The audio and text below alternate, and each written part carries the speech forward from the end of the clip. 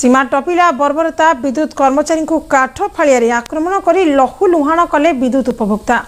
एभली घटना घटी नियाली थाना अंतर्गत तिहुड़ी गाँव में गतकाली अपराह्न मीटर रिडिंग करने तिहुड़ी ग्रामर देवाशीष राउतों घर को 2 जन विद्युत कर्मचारी जाइतबा बेले मीटर चालू नथिबा कही सेमानंकु सेठारे अटक रखिथिले। 2 कर्मचारी तांकु ऑफिस रे अभियोग करबा कथा कहिबारु देवाशीष उत्त्यक्त होई गालीगुलस करबा सह एक काठ फळियारे आक्रमण करथिले। आक्रमण रे जने विद्युत कर्मचारी गोड़ भांगिथिबा बेले तांकु डाक्तरखाना रे भर्ती करा जायछि। सेपटे विद्युत विभाग पक्षरु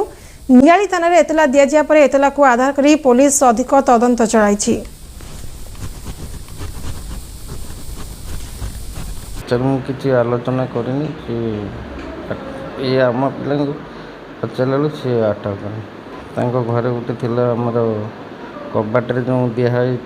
हुड़की टाइप काठ से पिटिले बाहर आम सर गोड़ जेहेतु 8 दिन लाइन है तुम ये बस तुम तुम जे सार को जनाओ कि जहाँ जन कथा तुम ये जापर ना मुझे सब आम सुपरवाइजर फोन करके जनइली सार हूँ कंज्यूमर उद्धव राउत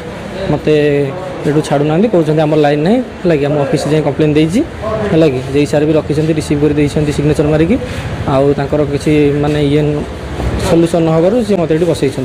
छाड़ू ना माने भिडियो कि किसी करें कहीं जन माड़ हो जेहतु मुझे अटकली जाकि भिड़िकी आणुची से टाइम गोटे माड़टा हो भाई जोटा फाटी जाइए गोड़ गोटे साधारण गोटे कर्मचारी आमर जी कि राति दिन 24 घंटा कम कर लोक मान सेवा रही समस्त कति जाई राति दिन किसी नए आम डिपार्टमेंट कहले चले वर्षा पवन बात्या सब आम आगधाटे था एत कम कलापर एत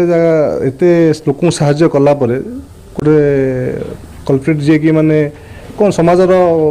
भारी खराब लोक जो लोक अच्छा किसी लोक से लोक जड़े आज अतिरिक्त भाव आक्रमण करभाया करमें चाहूँ जे कल्प्रिट अच्छी जे कि माने ये